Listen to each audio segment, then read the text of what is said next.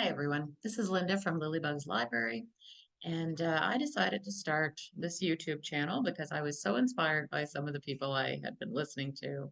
I have watched so many BookTube videos. There was Books and Jams, there's The Bookish Knitter, there is Coffee, Read, Sleep, Repeat, I think it was. I have, yeah, it's been quite a ride, and I decided I wanted to get in on it. So here I am. I'm coming to you from Canada, and so maybe my opinions on things will be a little different, but I hope you have a good time here. So the first book that I just finished reading that I want to talk about, and I read a lot on my Kindle, so a lot of the physical books I don't have. I use my Kindle for a lot of them. I use audiobooks for some. So I printed out pictures of what the book cover would look like. It's not as shiny and nice as the actual book cover, I'm sure. But the first one that I wanted to talk about was The Other Black Girl, and it's by Zakiya Dahlia Harris. And it was quite a ride. It was a fascinating book. I had really didn't have a lot of idea what it was about. I did read the back, and I'll tell you what it said on the back, which kind of intrigued me. It says, Get Out meets the Stepford Wives in this electric debut about the tension that unfurls when two young Black women meet against the starkly white backdrop of New York City book publishing. It says 26-year-old editorial assistant Nella Rogers is tired of being the only Black employee at Wagner Books. Fed up with the isolation and microaggression, she's thrilled when Harlem born and bred Hazel starts working in the cubicle beside hers. They've only just started comparing natural hair care regimes, though, when a string of uncomfortable events elevates Hazel to office darling, and Nella is left in the dust. Then the notes begin to appear on Nella's desk. Leave Wagner now. It's hard to believe Hazel is behind these hostile messages, but as Nella starts to spiral and obsess over the sinister forces at play, she soon realizes that there's a lot more at stake than just her career. So it had a lot of twists and turns in it. Every time I thought I knew what was going on, something happened, and I thought, nope, that's not it at all. And really enjoyed most of the book.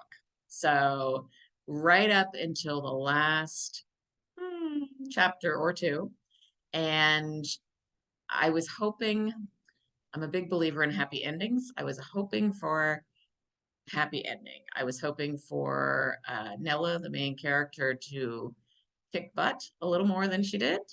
And so I was hoping for a nice, tidy resolution, I guess, which is not what you get in real life and not always what you get in books either. But I thought it was great. I really enjoyed the characters. She has Nella has a best friend, Malika. I think that was her name, who is she's just incredible, and she's very much her own woman. She knows exactly, she's strong, she's capable. She tried many times to kind of steer Nella in certain directions, not all of which worked. And but I loved her attitude, and even with Nella, it's like she was a great character. I just, like I said, I kind of wish that the resolution of the book had been a little different. Don't want to give any more away than that. I don't want to do spoilers in case you haven't read it, but highly recommend. And I had initially started reading the book because the back cover kind of fascinated me a little, what was going on. And I had also read recently a nonfiction book that talked a lot about Black women in kind of a white world and trying to deal with some of those different things in the offices that they worked in. So this kind of brought it home in a different way with through fiction. So highly recommend. I gave it 4 out of 5 stars. So the next book that I want to talk about, I'm still reading, mostly finished, and my picture of this one's tiny. It's called Swan Light, and it's by Phoebe Rowe. And this one I chose because it was set in Newfoundland, and it was about a lighthouse keeper and the lighthouse that he looked after. And it goes between 1913 and 2014.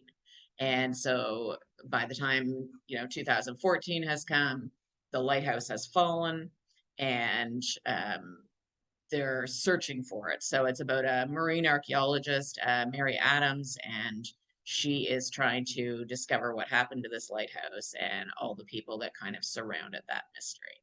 And it's been really good. Um, I always struggle with the two timelines because there's always one you like more than the other. Uh, so I've really enjoyed everything going on in 1913.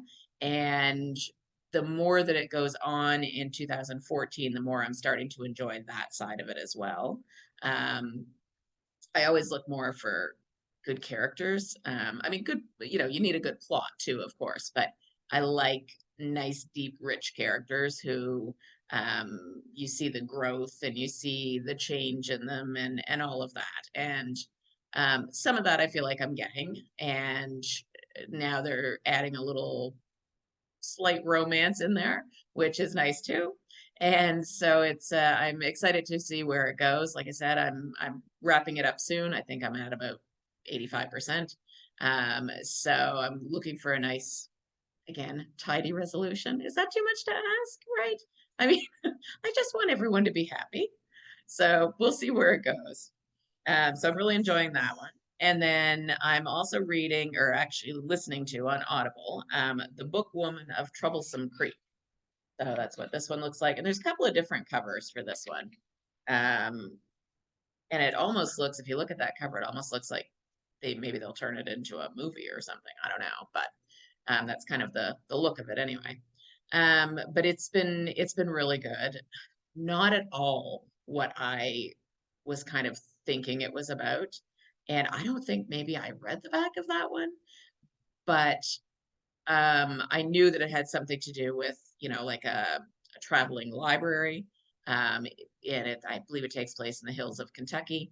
And so I kind of, when I first started to listen, I kind of got a bit of a Western vibe to it. And I was okay with that.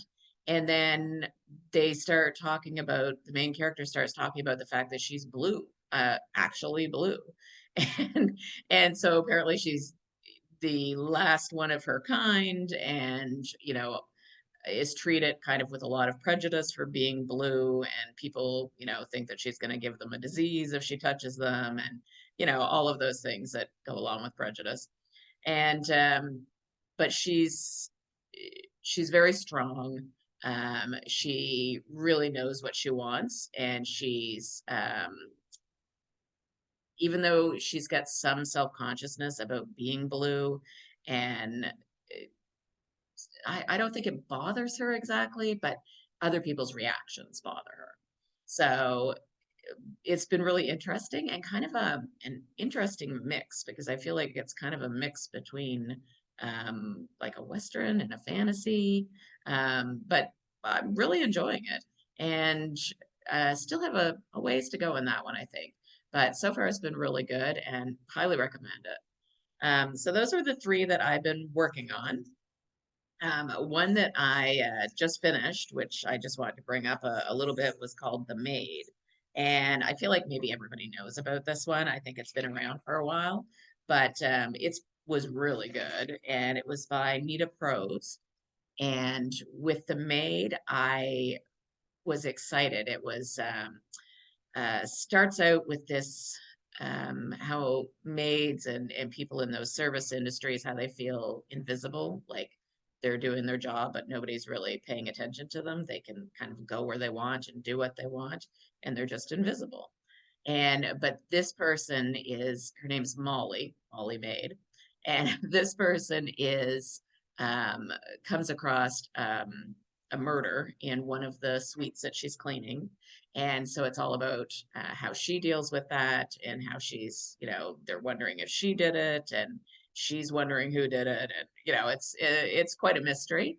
Um, but I really like their take on that main character, because they never come out and say that she's autistic or has Asperger's or anything like that. But you kind of get that impression. She's not quite the same.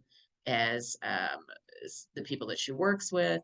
She feels like she was sheltered, and she just thinks about things a little differently and a little more literally than they do. And so it's uh, kind of like if you've ever watched The Good Doctor, that sort of a character.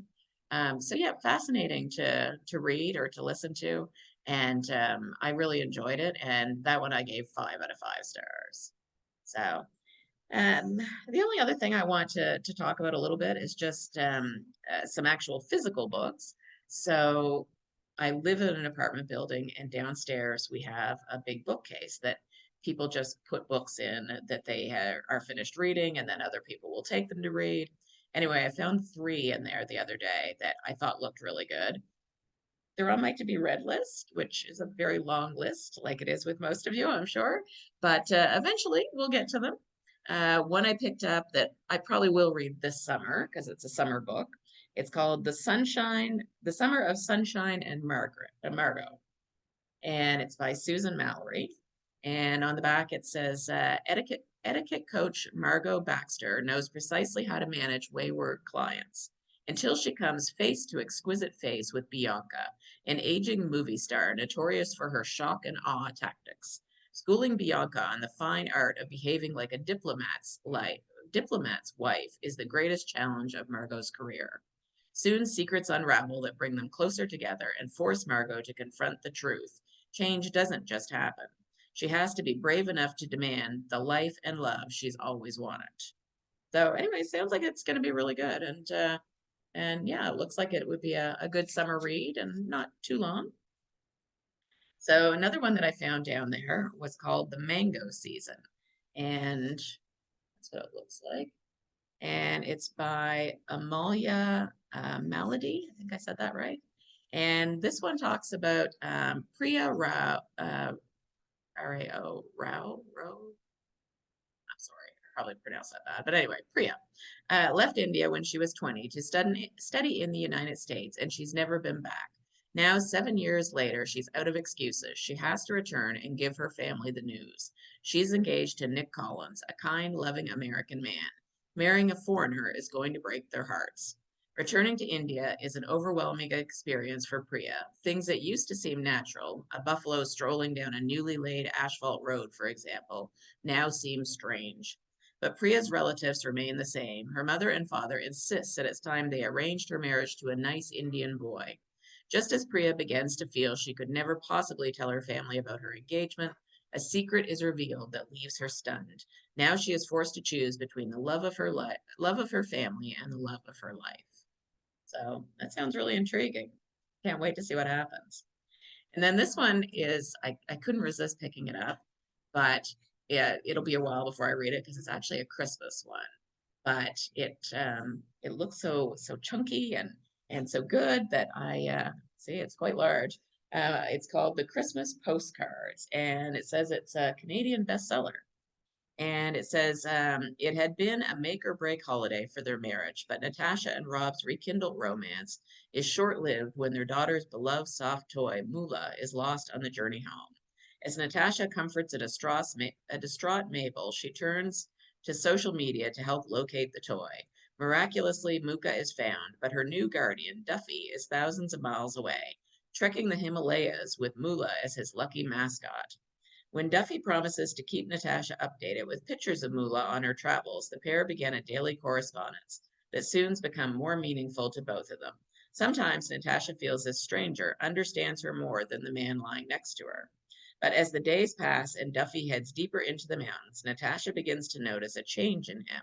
Then one day the messages stop. Is Mula lost forever? Is Duffy? Too late, Natasha wonders why Duffy had ever needed a lucky mascot at all.